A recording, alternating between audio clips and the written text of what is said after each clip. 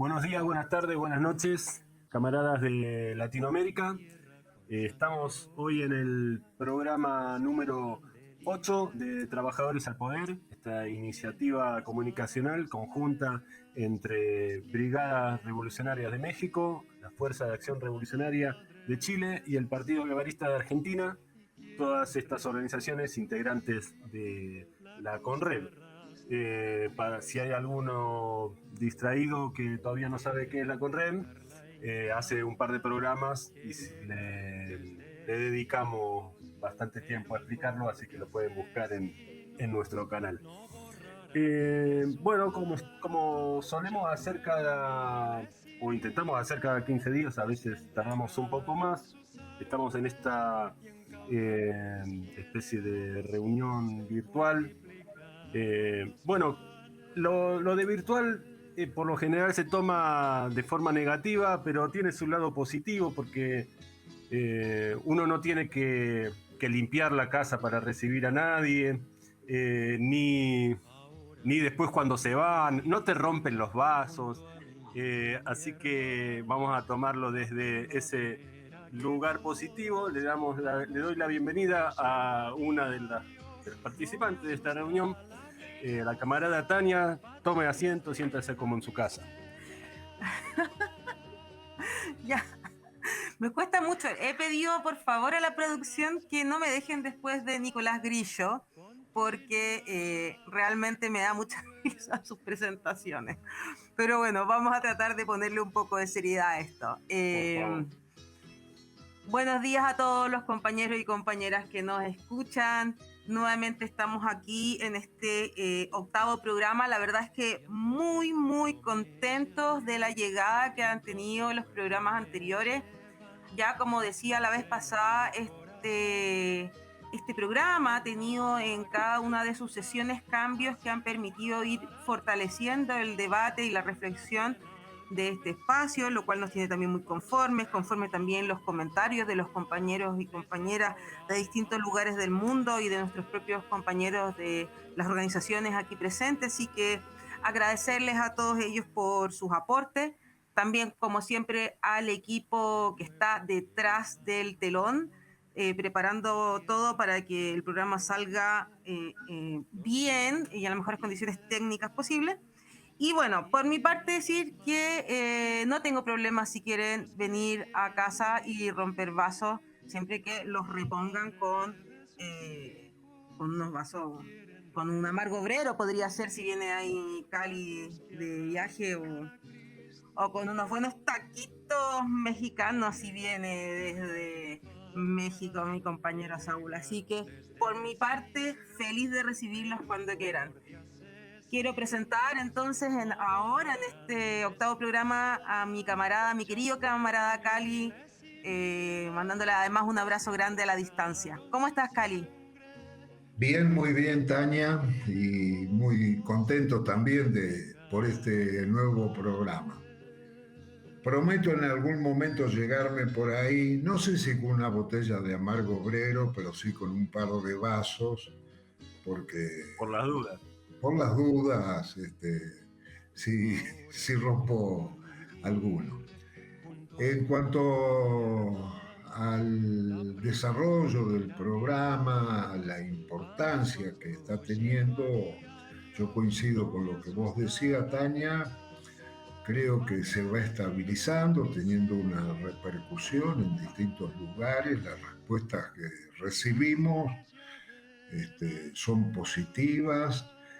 Y creo que estamos haciendo un esfuerzo por plantear temas, debates políticos y teóricos, acompañados de una práctica política en cada uno de los países donde estamos, que, bueno, es un paso muy importante todo esto que estamos haciendo. Así que yo, por mi parte, llego hasta aquí y lo presento a Saúl desde México. ¿Qué tal, Saúl? ¿Cómo estás? ¿Qué tal? Muy bien, gracias. Es un placer para mí estar con ustedes de nuevo en este espacio. Con gusto llevo los vasos, los tacos no estoy seguro de que lleguen, pero por allá nos estamos viendo. Excelente, camarada. Bueno, muy bien. A pesar de que la camarada Tania ha invitado muy amablemente a Saúl y a Cali, yo me voy a dar por invitado de por sí. Voy a caer colado a la fiesta. Bueno, como les decíamos, este programa número 8 va a estar atravesado por temas que vamos a tratar desde algún lugar, con una voluntad de analizarlos, pero también que tienen que ver mucho con el momento que está atravesando Latinoamérica. Vamos a empezar con una editorial tratando de hacer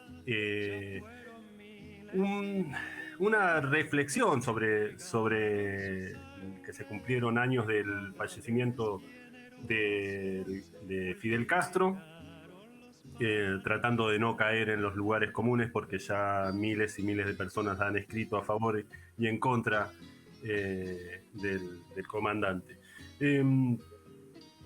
También vamos en el bloque central a hacer un análisis sobre los gobiernos progresistas en Latinoamérica, tomando como disparador el triunfo electoral del Frente Amplio en Uruguay.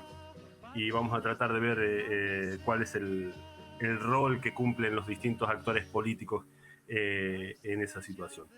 Así que, sin más, damos por cierre de esta presentación y pasamos a la editorial.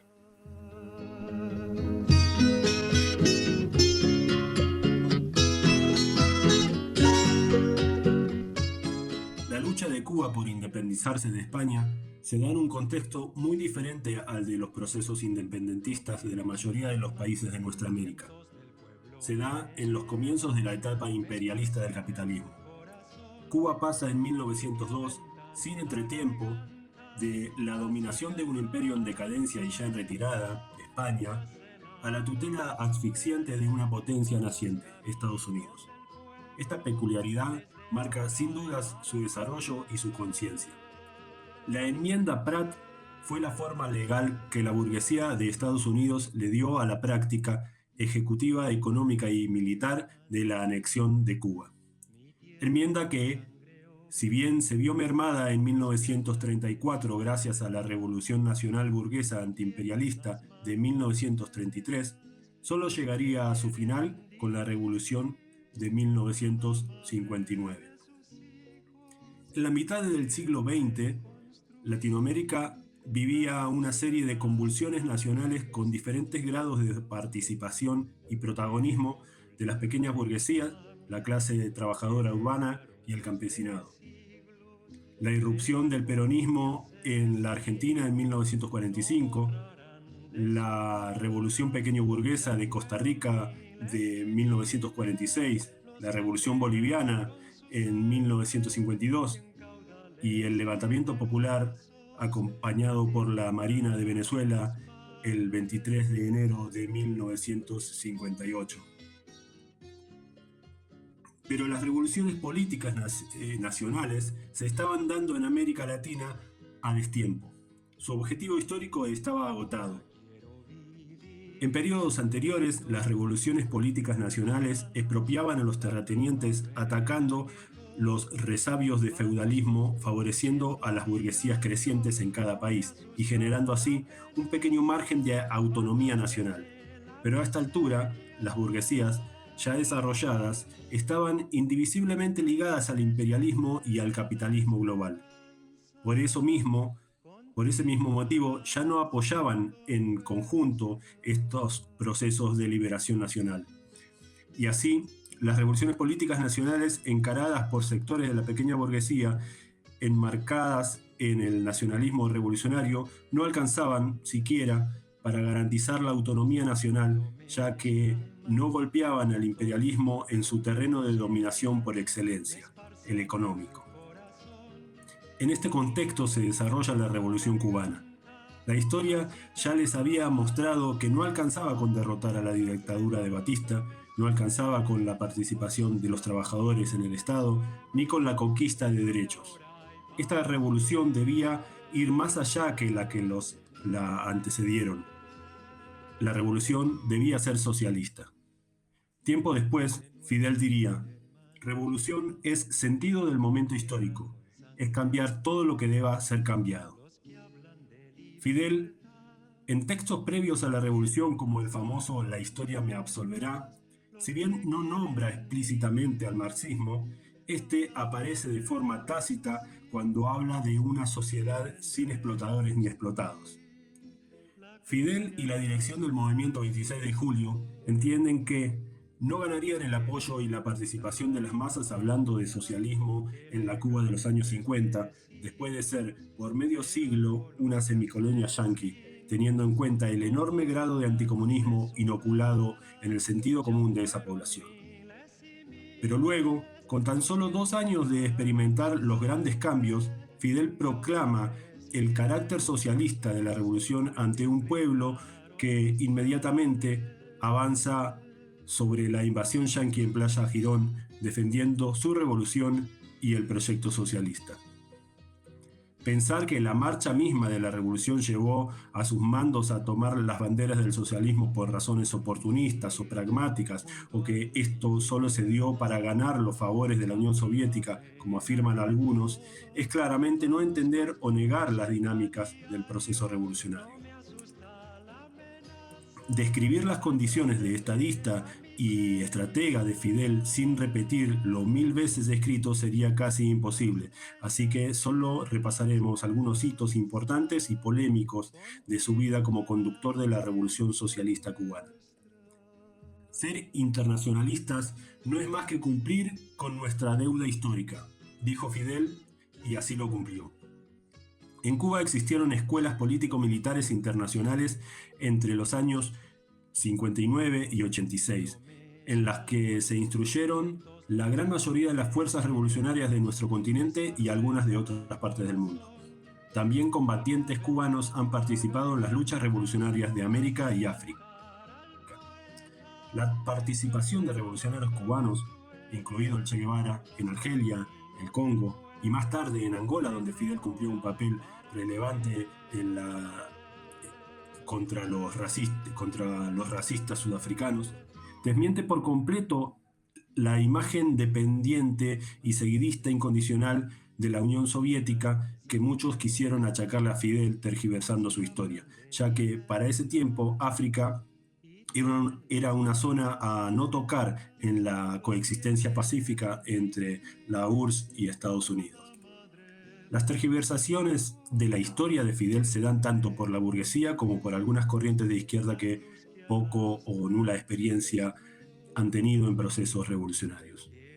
En ese sentido, cabe recordar y aclarar cómo Castro acompañó la experiencia de la vía chilena pacífica al socialismo, pero alertó en el famoso debate televisado entre el comandante cubano y el presidente socialista de Chile que la confrontación armada sería inevitable y necesaria. Y de forma más que simbólica le regala su fusil a Salvador Allende.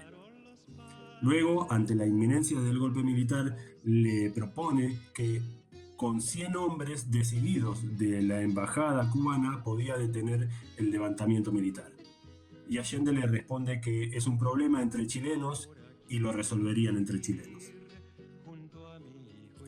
Luego Fidel y Cuba acompañan el proceso nicaragüense, pero este advierte al Frente Sandinista que el rechazo a la dictadura del proletariado y al partido único eran errores que se podían pagar muy caros. Más tarde, alertará sobre los riesgos de llamar a elecciones aún en guerra con los contra, elecciones que se hicieron y el Frente Sandinista perdió. En 1991, en la cumbre iberoamericana en México, ante la pregunta de un periodista si la revolución cubana, ya atravesando el periodo especial, podía resistir ante la caída del bloque del Este y el colapso de la Unión Soviética, Fidel responde: no importa el tamaño del país que defienda una idea, importa el tamaño de la idea. Recordemos que el tiempo del periodo especial en Cuba también fue el tiempo en el que vimos arriar las banderas del marxismo-leninismo a muchos partidos y organizaciones del mundo. Pero la revolución cubana comandada por Fidel Castro, quizás acostumbrada a los huracanes, se pudo doblar pero no quebrar. Aunque algunos intenten soslayarlo, los vaivenes de los procesos políticos globales no pueden esquivarse a la hora de estudiar la marcha de la construcción del socialismo en una pequeña isla de pocos recursos asediada por el imperialismo. Sin ánimo de justificar relaciones diplomáticas y de Estado con las que podemos no coincidir, analizar el papel de Fidel y Cuba en el Foro de San Pablo, despegadas de su contexto histórico, sería un grave error o mostraría una mala intención. Pero sí podemos empezar a ver en estos tiempos cambios en la política exterior e interior de la isla, flexibilidad y la apertura al mercado e inversiones privadas que difícilmente podríamos llamar socialistas. Luego llegó el apoyo, aunque con respetuosas y moderadas críticas, al socialismo del siglo XXI. La revolución bolivariana de Venezuela, principalmente durante el periodo de Chávez, significó un gran alivio para la economía cubana que, luego de quedarse sin el mercado soviético, perdería en manos de Brasil lo poco que le quedaba del comercio de azúcar cuando Lula da Silva fomenta la producción de azúcar de remolacha, quedándose con el único mercado que sostenía la isla. Otro punto cuestionable es la, entre comillas, confianza en la buena voluntad del presidente de Estados Unidos, Barack Obama. Recordemos que más allá de la apertura de relaciones entre los dos países, el bloqueo económico de Estados Unidos a Cuba nunca se detuvo. También ha suscitado muchas críticas la relación con gobiernos como los kirchneristas en Argentina, pero no podemos analizar la relación y el apoyo de Fidel Castro y el gobierno de Cuba con gobiernos burgueses del continente sin tener en cuenta que el Estado Socialista de Cuba se relaciona con estados y gobiernos capitalistas de América, básicamente porque no hay ni ha habido otro Estado socialista en el continente. A pesar del apoyo material y político que ejerció Cuba con los procesos revolucionarios de América en las décadas de los 60, 70 y 80, no pudimos aún concretar el triunfo de la clase trabajadora en nuestros países. La soledad de Cuba en ese sentido no le dejó demasiado margen de acción. Aunque esto no justifica medidas de retroceso que no podemos no tener en cuenta. Seguramente no estaremos de acuerdo con todo lo hecho en vida del comandante Fidel y más que nada en sus últimas 2 décadas, pero no podemos negar su inmenso aporte a la Revolución Americana y Mundial. Y los que intentan, por ejemplo, contraponer la figura de Ernesto Guevara a la de Fidel, debemos recordarles que una parte importante de lo escrito por el Che fue las síntesis teóricas del proceso revolucionario diseñado y conducido por Fidel. En su larga vida, Fidel ha pasado desde la lucha enérgica por la expansión del socialismo en el mundo a la preocupación por la preservación del medio ambiente y a resistir, sea como sea, con aciertos y errores, para que la revolución cubana no caiga. Más allá de todo esto, Fidel termina una de sus últimas reflexiones editadas diciendo: parece que no se entendió cuando cantábamos hundiendo al imperio burgués.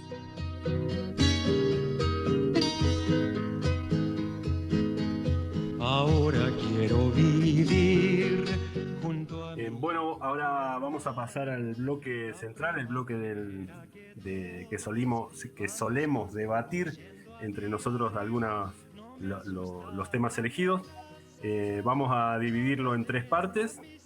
Vamos a arrancar con el rol del progresismo como respuesta de la burguesía ante los levantamientos de la clase trabajadora, que, como veníamos hablando entre nosotros, a veces se da así y a veces el progresismo llega al poder, avanza o se instala sin necesidad de un levantamiento popular previo, pero por lo general los levantamientos populares, si no siguen los caminos necesarios para llegar a un proceso revolucionario, por lo general son suplantados por la burguesía como con gobiernos progresistas. Así que le vamos a dar el paso a la camarada Tania.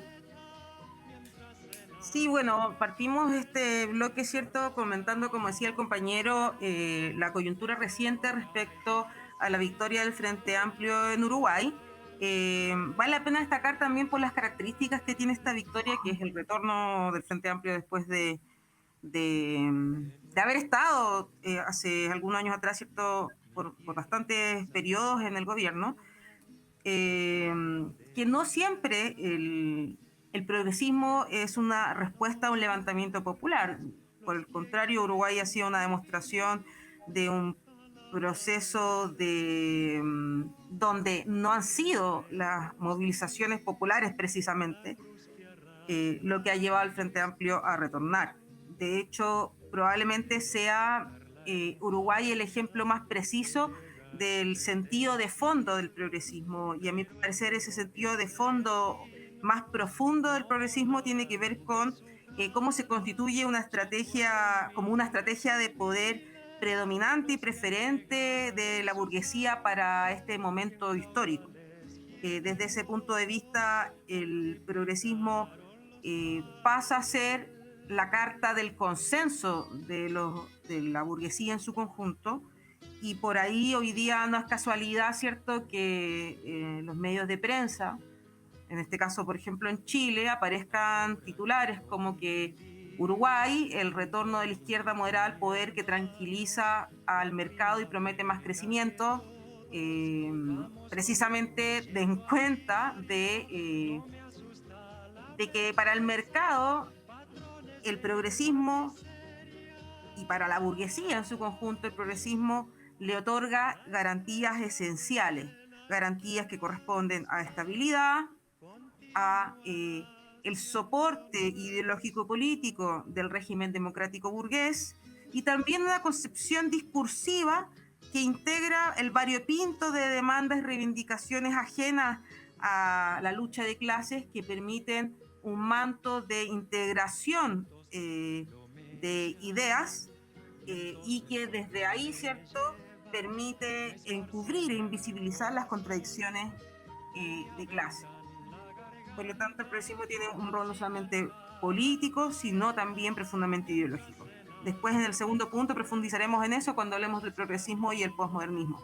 En particular, sí quiero mencionar la experiencia de Chile, donde efectivamente sí, la Carta del Progresismo fue una carta respuesta a el proceso del levantamiento popular del 2019, con el objetivo, ¿cierto?, que bueno, es el título de este apartado del bloque, corresponde a esto de la respuesta de la burguesía al levantamiento popular. Efectivamente, el progresismo es, y fue en el caso de Chile, una respuesta al levantamiento popular con la tarea clara, primero, de restabilizar la legitimidad del régimen democrático burgués y sus instituciones. Segundo, de poder asegurar las condiciones para tener una ofensiva legislativa que permita contener y evitar en futuros momentos nuevos levantamientos. De hecho, la agenda represiva de Boric no hubiera podido ser aplicada en un gobierno abiertamente reaccionario liberal como era el de Kast. Por lo tanto, siempre fue Boric una carta esencial, y su gobierno lo ha sido hasta ahora exitosamente, una carta esencial para poder restabilizar, si bien no estructuralmente, pero sí por lo menos en una apariencia que permite proyectarlo internacionalmente así, un país que recupera, ¿cierto?, entre comillas, la legitimidad y su democracia burguesa, como mencioné anteriormente, pero también un acuerdo social, entre comillas, que se intenta plantear de cara a no volver a vivir, por ejemplo, los procesos de movilizaciones populares y levantamientos, como fue el 2019, expresados desde distintos puntos de vista como ejercicios de violencia que hoy día no son el camino para avanzar en los cambios. Y eso no es solamente un discurso de los sectores reaccionarios, es un discurso de consenso, impulsado por por este gobierno, el gobierno de Boric, y que además ha tenido, como decía, de contraste o de respaldo todo un conjunto de leyes represivas o de amarre que aseguran tener un mayor campo de acción posible para las fuerzas militares del Estado burgués.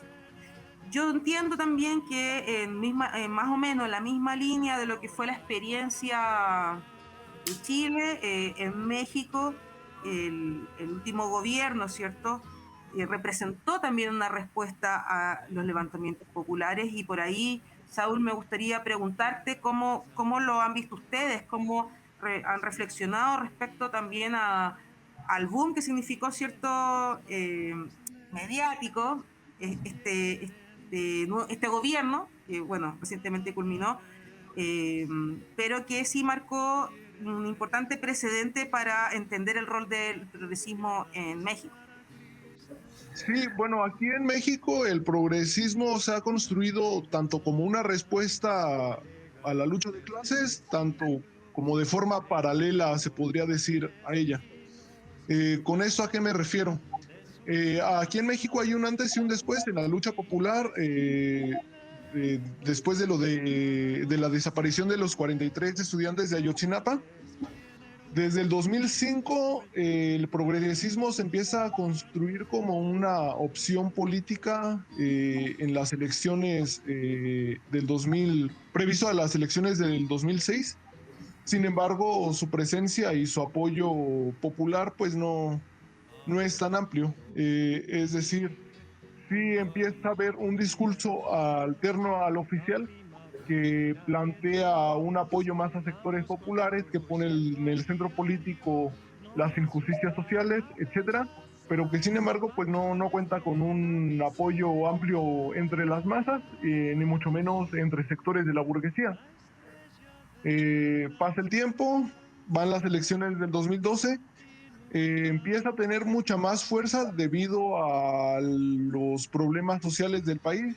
Recordemos que en el 2008, aquí en México, el gobierno federal mandó al ejército para cerrar una empresa estatal de electricidad, la cual su sindicato, que es el Sindicato Mexicano de Electricistas, lograba aglutinar y movilizar no solo a su sector, sino también al sector docente, sector médico, etcétera. Es decir, cuando llamaban a paro, cuando llamaban a manifestarse, no solamente eran ellos, sino incluso pues iban hasta telefonistas, ¿no? Sí, era un amplio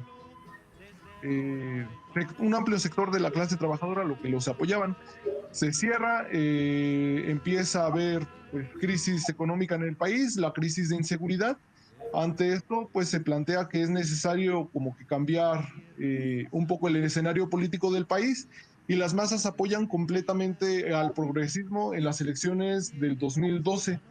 Sin embargo, la burguesía no, hay fraude electoral, y el candidato del progresismo, que es nuestro expresidente Andrés Manuel López Obrador, llama a las masas pues a quedarse quietas, a dejar pasar este fraude, y con miras pues a volver a concursar. En el 2014 pasa la desaparición de los estudiantes de Ayotzinapa. Ante esto surge la Asamblea Nacional Popular, que es una coordinadora de movimientos sociales y de organizaciones populares y de todo tipo aquí en México, que tiene la capacidad pues sí, de movilizar a todas esas organizaciones.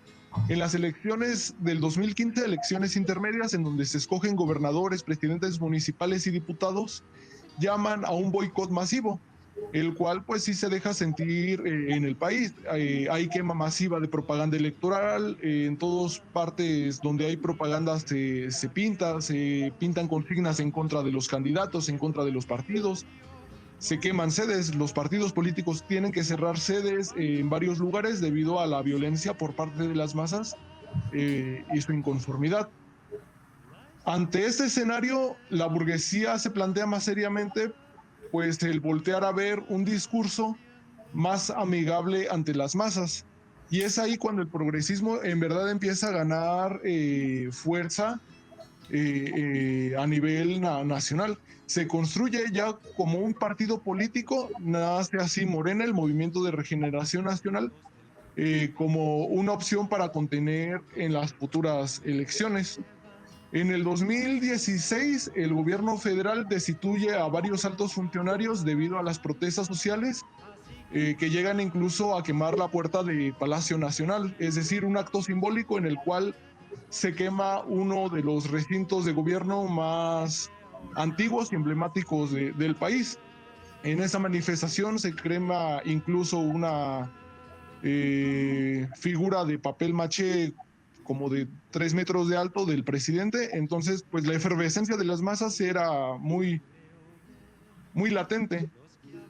Sin embargo, pues en el 2017 aparece López Obrador como opción política ante las futuras elecciones, y es ahí cuando las masas tienen la disyuntiva de seguir fortaleciendo las organizaciones populares que habían construido durante los 10 últimos años o entregarle el futuro político al progresismo. Lamentablemente, pues la falta de dirección revolucionaria hizo que se optara por el progresismo, y ahora el movimiento popular tiene más de 6 años retrocediendo en movilizaciones, en derechos, etcétera. Pues bueno, me gustaría saber del compañero Cali cómo pues analiza un poco la situación y cuál es su perspectiva desde Argentina del progresismo en América Latina. Sí, yo mira, Saúl, en principio coincido totalmente con lo que planteabas tanto vos como lo que planteaba Tania, es decir, no tengo diferencias, digamos, en el análisis que hacen. En realidad el progresismo en América Latina ha funcionado, funciona y continuará funcionando como una rueda de auxilio a la que la burguesía recurre en distintos momentos, ¿no? En momentos de crisis, pero en momentos también de paz social, de consenso en torno a la democracia burguesa, como bien planteaba Tania en relación al Uruguay, en donde la vuelta del Frente Amplio a la administración del Estado no fue producto como una respuesta a un levantamiento popular previo. En realidad, este fenómeno del progresismo, que a mí me parece convendría más llamarlo como una corriente propia de la burguesía, de una burguesía reformista, que puede llegar a cuestionar los aspectos más groseros, más brutales del capitalismo, pero no cuestiona, no pone en crisis al sistema capitalista, sino que la idea es ver cómo pueden morigerar los aspectos más purulentos del sistema para asegurar su continuidad. Por ejemplo, acá en Argentina, ya frente a toda la política de Milei, la brutalidad del ajuste, la brutalidad de la represión, ya se están preparando una alternativa de reemplazo del mismo, a partir también de tener en cuenta el propio desgaste del kirchnerismo y la pérdida de expectativas populares.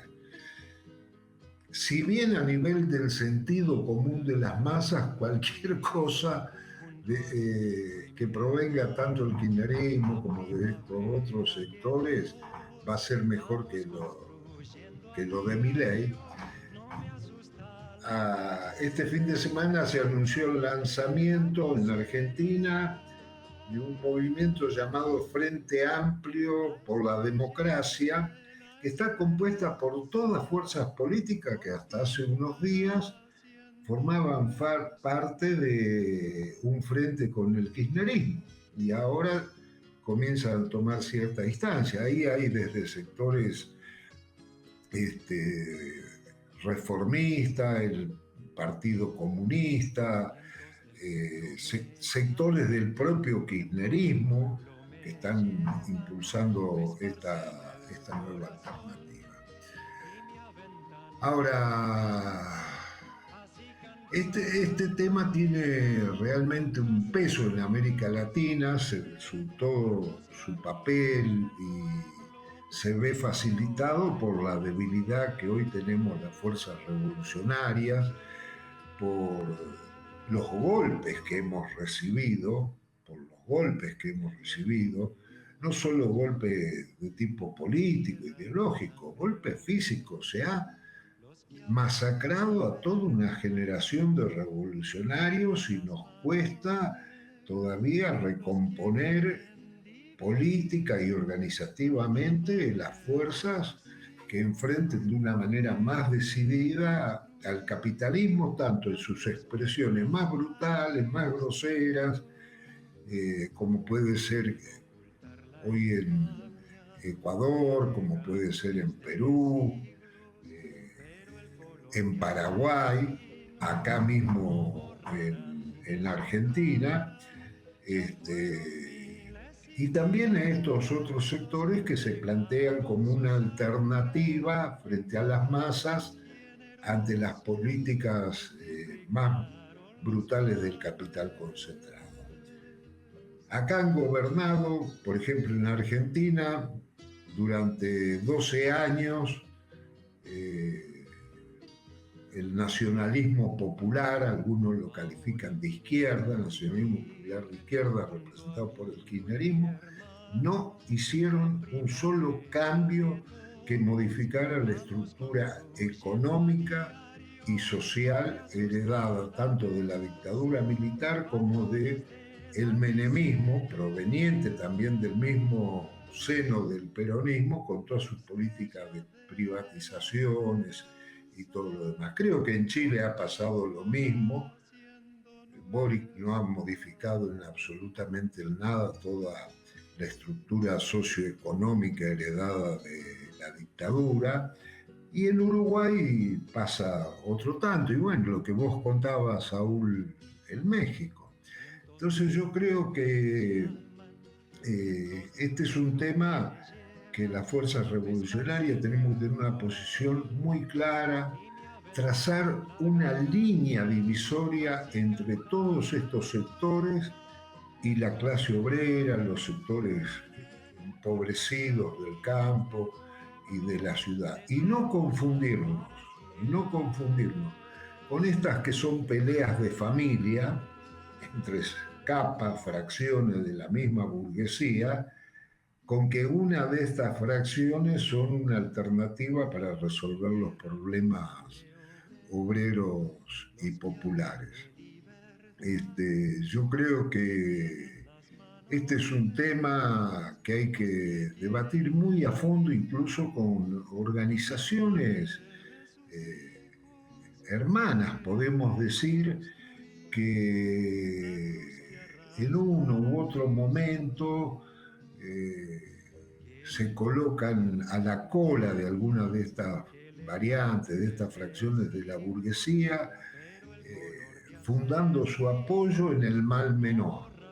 El mal menor termina siendo siempre para la clase obrera, los trabajadores, los sectores empobrecidos, un mal mayor. Acá durante los años del kirchnerismo creció la pobreza, crecieron el hambre, la miseria de infinidad de sectores. Así que a mí me parece que en este punto no hay que llamarse a engaño con nada de esto, y reitero, coincido tanto con lo que decía Tania como con tus opiniones, Saúl, respecto a la situación en México.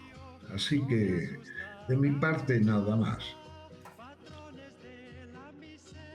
Bueno, vamos a pasar a la segunda parte del programa, que vamos a hablar sobre la relación del progresismo con el posmodernismo, ¿no? que el posmodernismo siempre es un tema recurrente, pero complicado de analizar, ¿no? Porque lo vemos, claro, el posmodernismo, como siempre se lo habla y se lo muestra como una desviación de la izquierda o del progresismo, pero el posmodernismo, si nosotros vemos, lo analizamos en profundidad, vemos que sienta también las bases para la profundización de derecha del liberalismo, ¿no? Con esta negación, claro, el posmodernismo y su correlato filosófico del postestructuralismo, ¿no? Y con Michel Foucault a la cabeza, que después que muchas corrientes de izquierda lo toman a Foucault, negando que los documentos desclasificados de la CIA han mostrado cómo ellos mismos, la CIA se preocupaba por facilitar la difusión de las ideas de Foucault para romper a la izquierda desde adentro y quitarle este rol de la centralidad en el tema de la contradicción de clases, ¿no? Pero claro, el posmodernismo, que viene a negar el modernismo, que bueno, los puntos centrales del modernismo, la ciencia y la tecnología, claro, van siendo suplantados por ideas que hablan de la Tierra, negando la forma de la Tierra, los terraplanistas, los antivacunas, ¿no? Esto del rechazo a las verdades, ¿no? Que todas las verdades son relativas. Yo, en lo personal, me identifico más con el modernismo que con el posmodernismo. Pero bueno, vamos a tratar de debatir un poco estas ideas. Le voy a dar la palabra al camarada Saúl. Gracias. Retomando un poco lo que dices, pienso que no se puede entender a la burguesía actual en su fase o desarrollo progresista, por así decirlo, sin comprender la ideología que hay detrás de eso, que es el posmodernismo. En mi participación anterior, pues dije cómo la burguesía había sido una respuesta ante la lucha de clases. Sin embargo, hay que entender que para la burguesía probablemente no se construya tanto su ideología al calor de la lucha de clases, o sí, pero no de la forma en la que tradicionalmente lo entendemos. La burguesía en este momento, yo diría que al menos en Occidente, su ideología predominante es el posmodernismo. Eso, pues, ¿qué significa? La burguesía sueña con un mundo en donde la burguesía sueña con una sociedad donde no exista la discriminación, donde todos puedan casarse con todos mientras fuman porros y discuten en maya sobre feminismo mientras toman café en un Starbucks cosechado por una comunidad indígena de Brasil. Es decir, el progresismo va a buscar promover todos los valores que asociamos con la libertad, excepto aquellos que tienen que ver con la libertad de la clase trabajadora.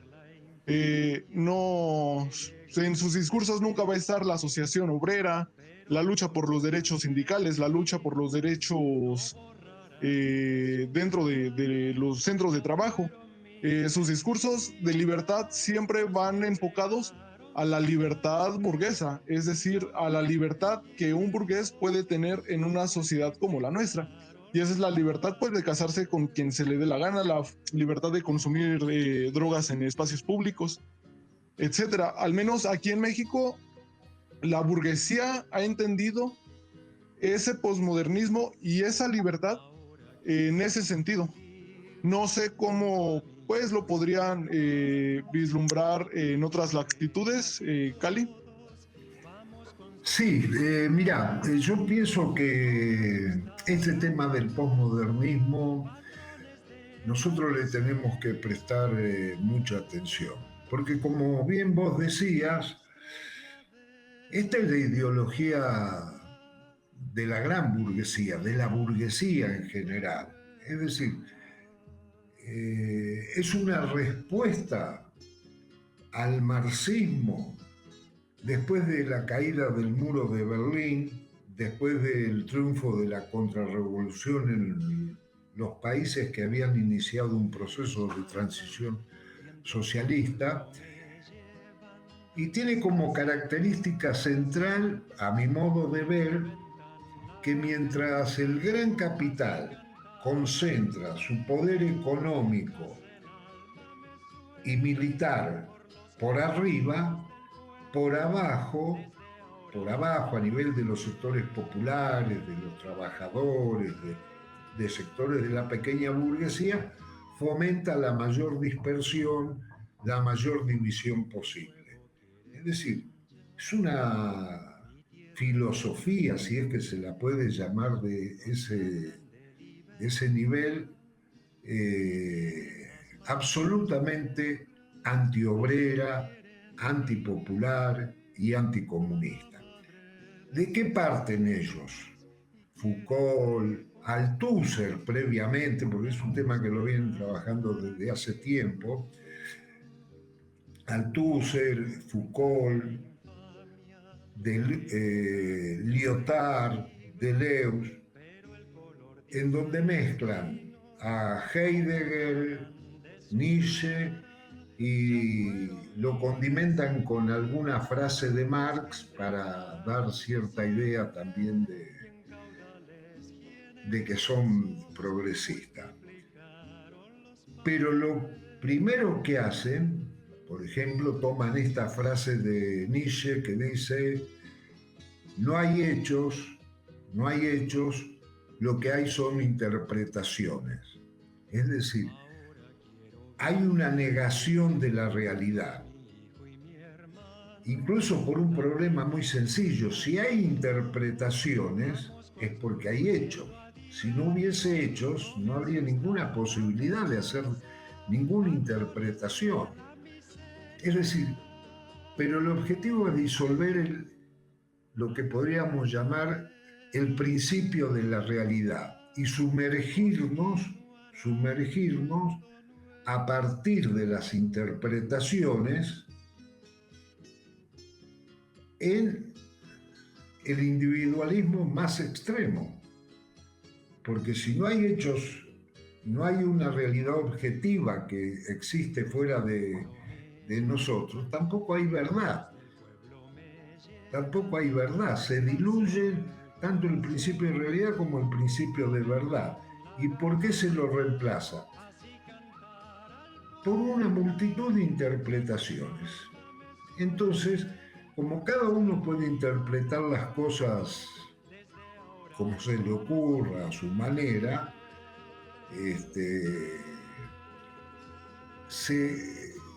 se pone fin de ese modo, teóricamente, a la existencia de los grandes relatos que explicaban de manera unitaria en la modernidad la evolución de la sociedad, del hombre, de las ciencias naturales. Entonces no hay más un relato que se fundamente en los hechos objetivos. Desaparecen las clases sociales, desaparece la realidad, lo que queda son las diferencias. Y se exaltan esas diferencias étnicas, diferencias culturales, diferencias sexuales, y se incentiva a partir de ahí la idea de libertad. Esto que vos planteabas, Saúl. La libertad como hecho individual, como hecho subjetivo, y eso se ve muy claramente en las teorías de género, en donde lo que define es la autopercepción que yo tengo sobre mí mismo. Y soy libre en la medida que escapo de aquel que me dice, no, mirá, la verdad es esta. Acá hay un filósofo postmoderno, más que filósofo, es un charlatán que se gana la vida dando charlas, llenando teatros, con esto, en donde uno de sus lemas es: si te encontrás con alguien que te dice, esta es la verdad, huí de ahí, salí corriendo, porque la verdad no existe. ¿Cómo que no existe la verdad? La verdad es objetiva, la verdad es que el capitalismo vive de la explotación del trabajo ajeno. La verdad es que mientras más se enriquece una minoría, se empobrece la mayoría de los trabajadores. Entonces, no hay en la sociedad un curso que se pueda determinar, que se pueda prever, que se pueda intuir, porque lo que existe son interpretaciones, incluso de interpretaciones, y así hasta el infinito, ¿no? Yo interpreto una interpretación de otro y esa interpretación de otro la vuelvo a reinterpretar y todo lo demás. A tal punto llegó esto que, por ejemplo, Althusser, en un conocido artículo, él plantea la muerte del sujeto, la desaparición del sujeto, cuando dice la historia sin sujeto es. Así que el sujeto desaparece como creador de la historia. Foucault llega más lejos. Foucault llega a afirmar en el libro Las palabras y las cosas, escrito en el año 1965, que el hombre ha muerto.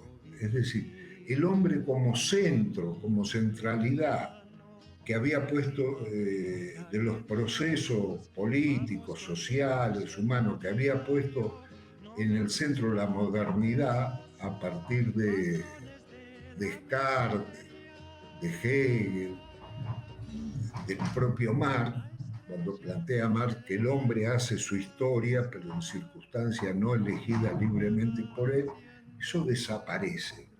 Ya no hay un relato que pueda explicarnos todo eso. Hay interpretaciones. Entonces, esta idea ha penetrado y tenemos que las luchas hoy se fragmentan en múltiples formas, en múltiples espacios. Está el feminismo por un lado, los ecologistas por el otro, que plantean problemas muchas veces que son correctos, pero que si no lo vinculan a la lucha de clases, que si no lo vinculan a la lucha contra el capitalismo, quedan absolutamente en reivindicaciones parciales. Nosotros, por ejemplo, frente a lo ecologista, ¿qué decimos? Que si no se vincula la lucha en defensa de la naturaleza, del medio ambiente, con la lucha contra el capitalismo, lo que hacemos es jardinería. Es decir, cuidamos las plantas, cuidamos los ríos, cuidamos el agua, mientras los capitalistas nos contaminan el agua y después nos venden el agua purificada en botellones, agua que previamente habían contaminado. Entonces, al no haber un relato fundamentado en la realidad objetiva, aparece toda esta dispersión de la lucha, aparece toda esta fragmentación, se niega que haya verdades objetivas en la sociedad y en vez del reemplazo del espíritu colectivo para resolver los problemas históricos de la sociedad, se plantea un individualismo extremo en donde mi autopercepción, lo que yo interpreto, es lo que vale. Es decir, me parece que ahí hay que dar una batalla ideológica muy a fondo, muy profunda, que por supuesto en estas intervenciones solamente la estamos señalando, la estamos apuntando. Pero acá tienen que jugar también un papel los intelectuales revolucionarios, los intelectuales identificados con la lucha de las clases obreras, ¿no? Bueno, yo le cedo la palabra a Tania para no extenderme más y te escucho con atención, Tania. Gracias, Cali. Sí, la verdad es que también estaba escuchándolos a los dos con atención y comparto plenamente los planteamientos que hacen. Me parece que el fenómeno, analizar, digamos, el posmodernismo, más allá de entenderlo como un fenómeno, entenderlo como mencionaba Saúl, como la ideología del progresismo. Es decir, hay una representación, una expresión ideológica del progresismo que hoy día podemos llamar abiertamente como el posmodernismo.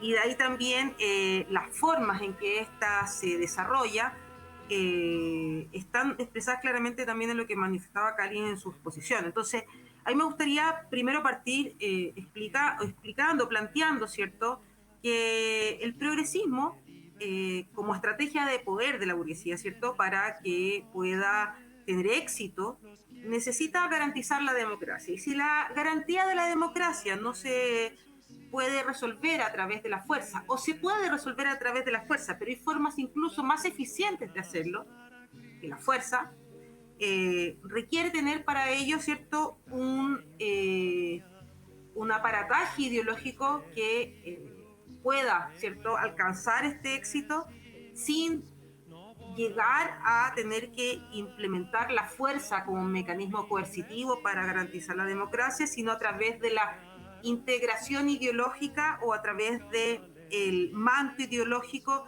en este caso, que expresa el progresismo a través del posmodernismo. Y eso me parece que es importante porque, de alguna manera, el progresismo tiene que garantizar la democracia burguesa a través de un manto ideológico que sea eficiente, es decir, que supere el conflicto de la fuerza, que nos lleve a expresiones de fuerza coercitiva, ¿cierto?, pero que a su vez, ¿cierto?, permita realizar los objetivos de la burguesía en este momento histórico, es decir, una ofensiva capitalista de profundización del capitalismo monopolista, ¿cierto?, de concentración del capital, y que a su vez tiene como contraparte evidente la profundización de la explotación y la miseria de la clase trabajadora.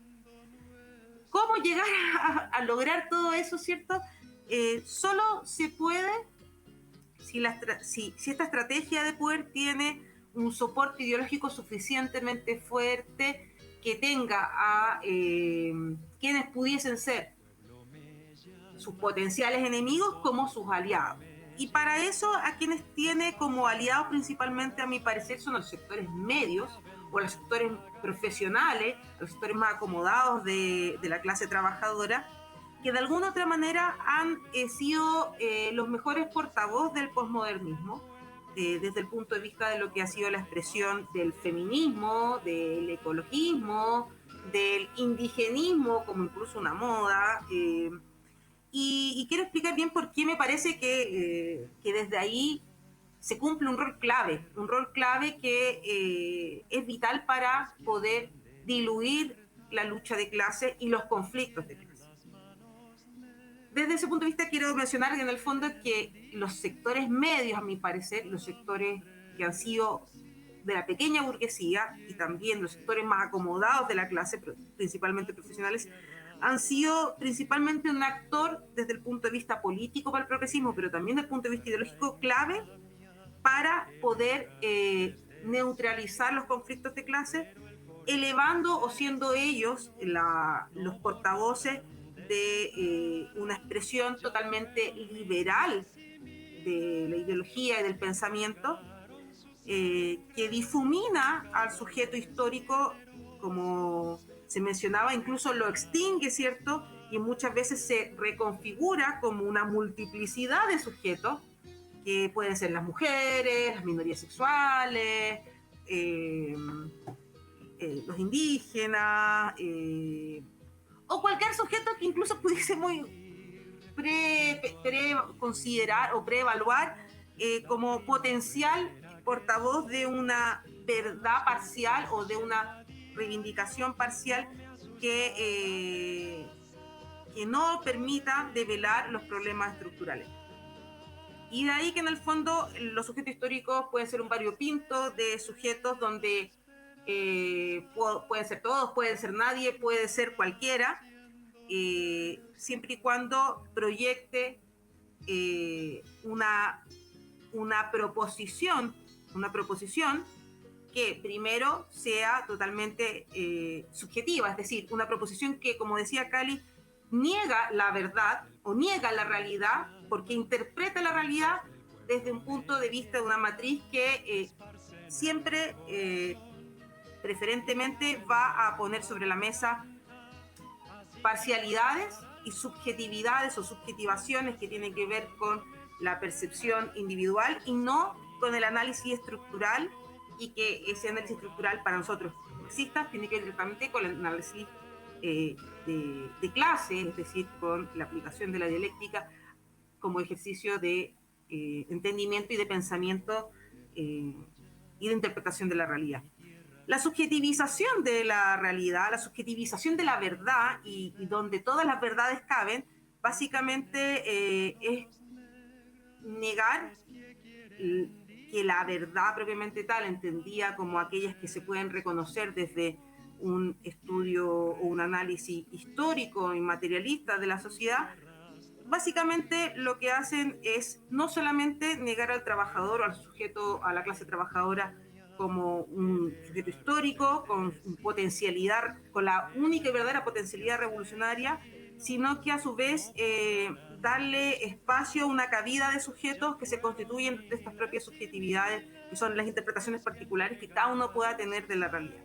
De ahí que incluso esta lógica de la autopercepción, de cómo yo me percibo es válido, tiene que ver con eso, con la exaltación del individuo basado en su propia percepción y subjetivización de las verdades y de su propia realidad, y que básicamente promueve desde un punto de vista muy profundo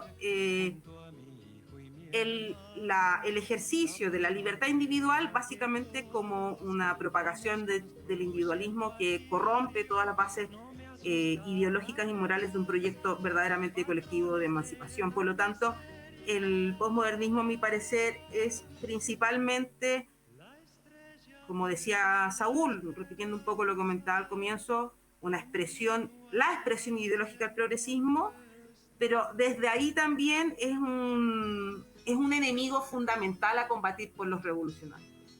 Y para combatir el posmodernismo desde el punto de vista ideológico, creo que cabe relevancia fundamental el hecho de evitar consensos tácticos que muchas veces, producto de la falta de política o del oportunismo, llevan a cabo organizaciones que se autodeclaran revolucionarias para no quedar en una supuesta marginalidad.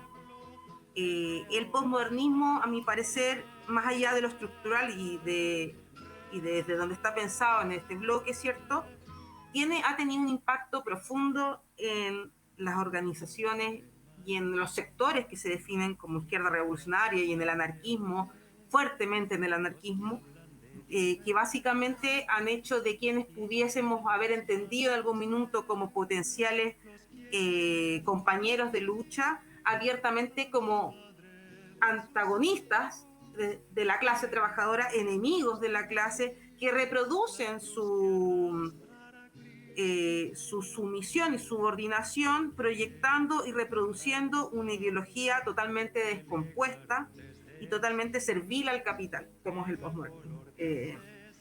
Esto cala claramente con los feminismos, las ideologías que refuerzan a las minorías, el ecologismo, como planteaba Cali, y también otras formas de expresión que a veces no sé si ustedes, bueno, lo notan, me imagino que sí, a veces uno ve una organización en redes sociales y bueno, sus declaraciones como somos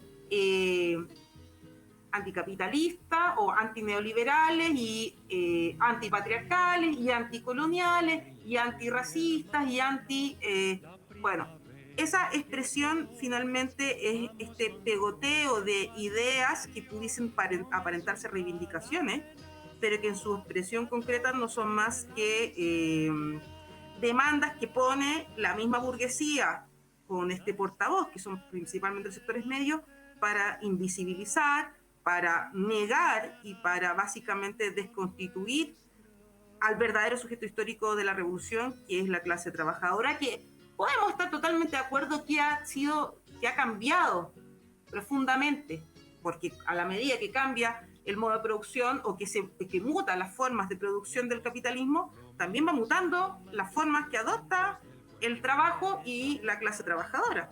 Pero eso no puede ser bajo ninguna circunstancia negar que es el sujeto per se que tiene la potencialidad de transformación real de la sociedad y de superación del capitalismo. Todo el resto no son más que pantanos que hacen perder muchas veces a compañeros honestos en una lucha que no es más que la retórica discursiva del mismo liberalismo burgués, y en su gran mayoría ponerlos básicamente como reproductores inconscientes, y tal vez algunas veces conscientes, de los intereses propios de la burguesía que ellos discursivamente intentan combatir con estas expresiones de minoría.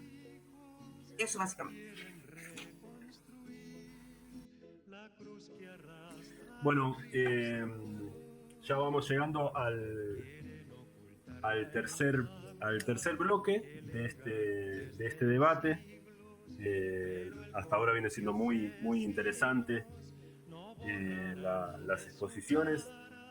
Esta última parte del posmodernismo me pareció muy rico.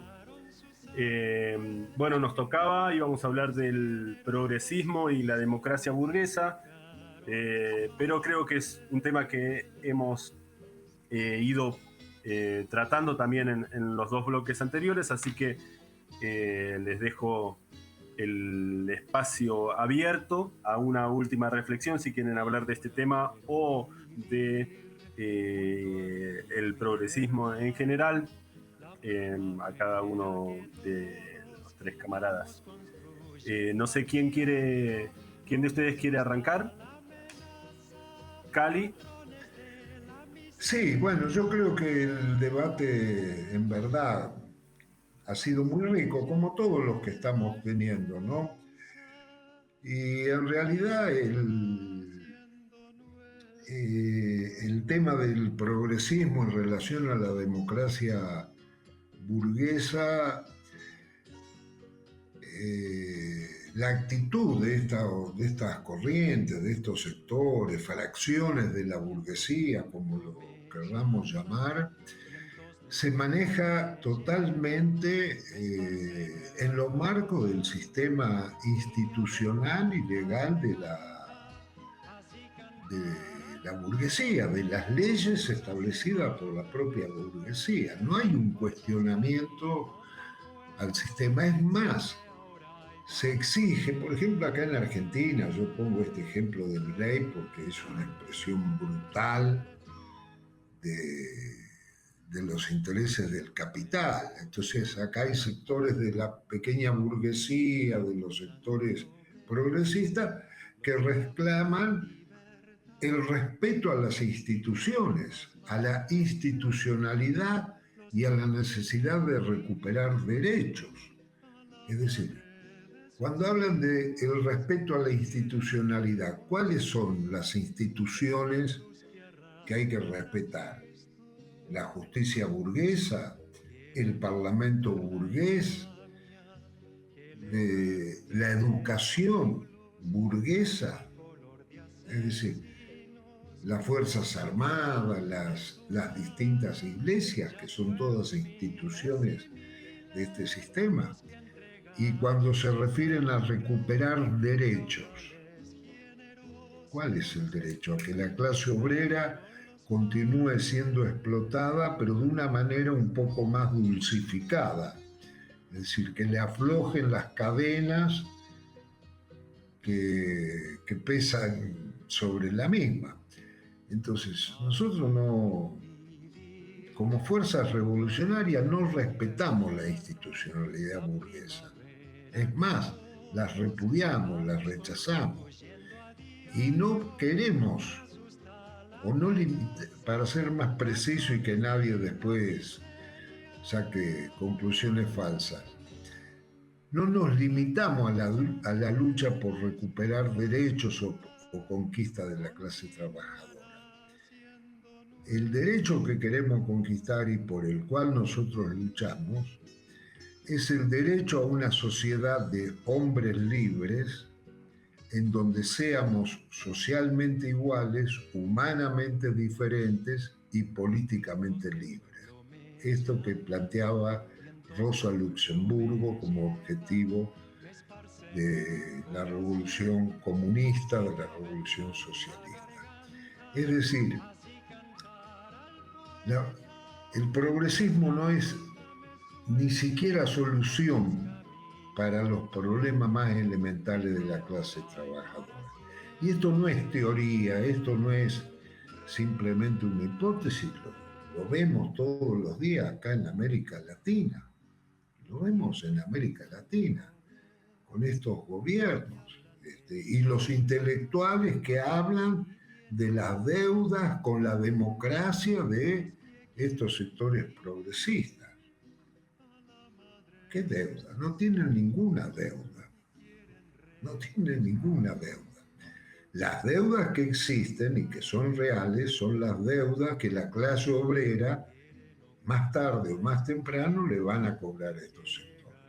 Entonces, mi reflexión final sobre estas cuestiones es, yo vuelvo a insistir con esto que había dicho antes, trazar claramente una línea de separación entre los intereses de las distintas fracciones de la burguesía y los intereses de la clase.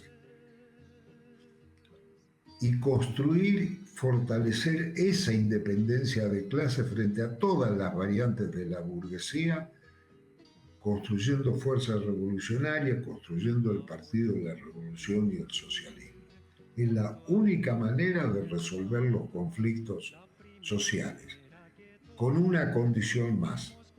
Los grandes problemas históricos sociales se resuelven por la fuerza, y la fuerza en las condiciones actuales es el uso de la violencia. Es así, esto hay que reconocerlo. Este es un tema tabú para el progresismo, este es un tema que ni siquiera lo menciona, y cuando lo mencionan es para descalificarlo, y nosotros lo tenemos que plantear con toda fuerza, con toda energía, y sin ocultar nuestras intenciones. Esta es mi conclusión por ahora sobre estos puntos que hemos estado tratando. Le cedo la palabra a Tania.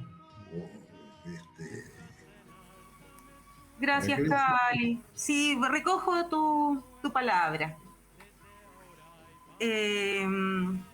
Bien, me parece que este programa tiene bastante riqueza desde el punto de vista de la reflexión profunda sobre una expresión que tiene un rol relevante para la burguesía, una expresión política, ¿cierto?, como es el progresismo.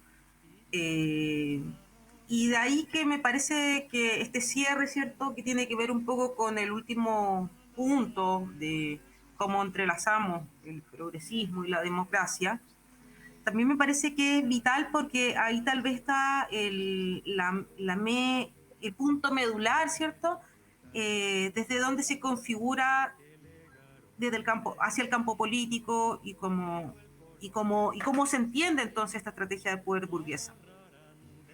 Poner al progresismo y la democracia en la misma vereda, ¿cierto?, que es evidente que, como ya lo hemos dicho, la democracia burguesa y el progresismo están íntimamente vinculadas, porque es per se el progresismo la estrategia de poder que garantiza o que intenta buscar la garantía de de resguardo de la democracia burguesa, tiene como por contraposición, ¿cierto? Y se expresa así abiertamente, lo que se llama normalmente como el autoritarismo o el totalitarismo.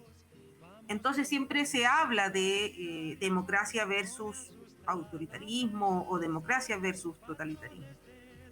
Y por lo tanto, progresismo y democracia pareciera ser en el discurso la contraposición al ejercicio del autoritarismo, no reconociendo propiamente tal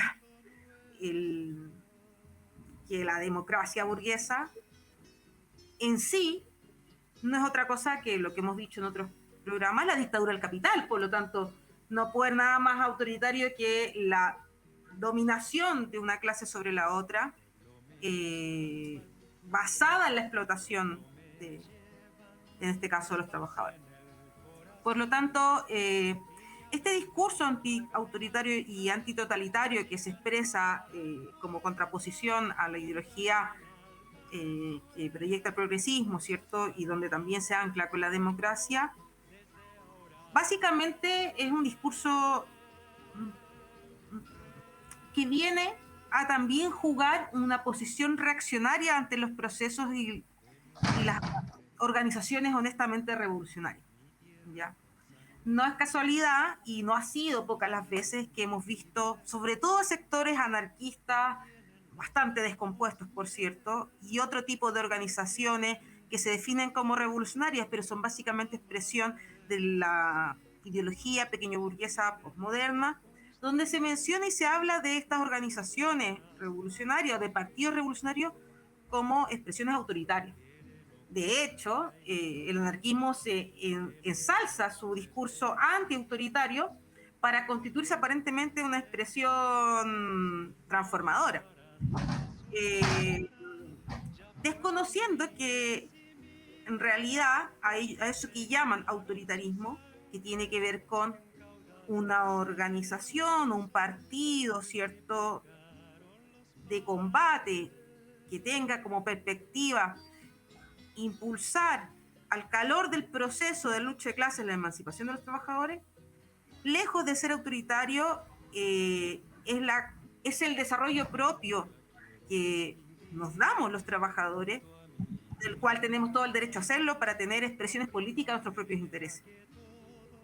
Negar la necesidad de un partido revolucionario es negar, por lo tanto, la propia necesidad de maduración de la clase con sus propias expresiones políticas y por lo tanto siendo capaz de desarrollar una estrategia de poder también que sea capaz de, por medio de la fuerza, combatir a nuestros enemigos de clase y conquistar el poder a favor de las grandes mayorías de la sociedad, que son los trabajadores. Este discurso antiautoritario, que insisto, se aloja en esta relación de progresismo y democracia, pero que lo vemos muy agitado en grupúsculos y expresiones pseudo radicales, pero en realidad no tienen nada más que liberales, no tienen nada más que una ideología liberal, no hacen nada más que retroceder en algo donde nosotros tenemos que avanzar. Y ese avanzar es en defender que la clase trabajadora no solo tiene el derecho, sino la necesidad histórica de constituir un partido de combate. No solo tiene el derecho de tener organizaciones de masas que sean capaces de desarrollar la democracia directa, lo que nosotros llamamos la democracia popular, pero que detrás de eso no cabe el espontaneísmo, ni cabe esta exaltación de la horizontalidad como una suerte de idealización de las formas organizativas, sino que el protagonismo de la clase también se expresa principalmente en el compromiso y la responsabilidad y la disciplina que se debe adoptar ante las tareas de la lucha revolucionaria. Entonces, desde ese punto de vista, me parece que si la democracia no es más que la dictadura del capital y desde algún punto de vista, incluso los sectores radicales acogen el antiautoritarismo de discurso burgués, nos me parece que es fundamental como exponer y develar que ni la democracia ni la democracia, los radicales son realmente radicales, y que acá en realidad cuando se habla de libertad en el marco del progresismo, y cuando se habla de democracia como una base fundamental para la burguesía, y se pone al centro la libertad, ¿cierto? Y yo aquí quiero reforzar y cerrar con últimas palabras mencionando algo que Saúl planteó al comienzo. En realidad, para aquellos caben todas las libertades excepto la libertad de la clase trabajadora. Por lo tanto, todas las libertades son acogibles en la dictadura del capital, excepto la libertad de la clase trabajadora, e incluso todas las reivindicaciones son acogibles dentro del dictadura del capital, excepto la reivindicación de la clase trabajadora, esa reivindicación histórica por su propia emancipación. Por lo tanto, también desde ahí entender que la libertad para la dictadura del capital tiene un límite claro, que es donde abre paso al desarrollo de las fuerzas revolucionarias y la potencialidad transformadora de la clase trabajadora. Y que la clase trabajadora no se va a imponer por medio del consenso, sino por medio de la fuerza. Y que no solo se va a imponer para alcanzar la victoria, sino para instaurar una sociedad de transformación, una sociedad socialista, que sea un proceso de transformación del comunismo. Porque por medio de la fuerza de la dictadura del proletariado, donde es la clase trabajadora la que toma el protagonismo, es la única forma de hacer sucumbir al capital, que va a ocupar todos los medios para defenderse. Así que desde ahí creo que eso vota el falso paradigma de que en realidad el autoritarismo es un elemento que hay que poner como antagonismo a la democracia burguesa, sino que es propio eminentemente de la democracia burguesa y por lo tanto también del progresismo. Saúl, te doy el pase y también, bueno, aprovecho de despedirme de los compañeros que nos están escuchando. Sí, gracias. Pues hay que recordar que el progresismo, al igual que la burguesía, tienen sus límites históricos y estos van a terminar cuando el proletariado, cuando la clase trabajadora se proponga su propia emancipación. El progresismo es tan frágil como la misma estabilidad de la burguesía y basta con que facciones entre ellas entren en disputa para que la clase trabajadora sea perjudicada por políticas más represivas. Y ante un gobierno que no es progresista, las fuerzas revolucionarias en todo momento tienen que apostar por construirse como una organización con independencia de clase, en lugar de exclamar y pedir a los cuatro vientos el regreso de un gobierno progresista que pueda poner un terreno más fértil para desarrollar la lucha de clases. Eso me parece un error. Y pues bueno, yo también me despido de ustedes. Un placer compartir este programa de nuevo con Cali, con Tania y con Nico. Nos vemos en el siguiente.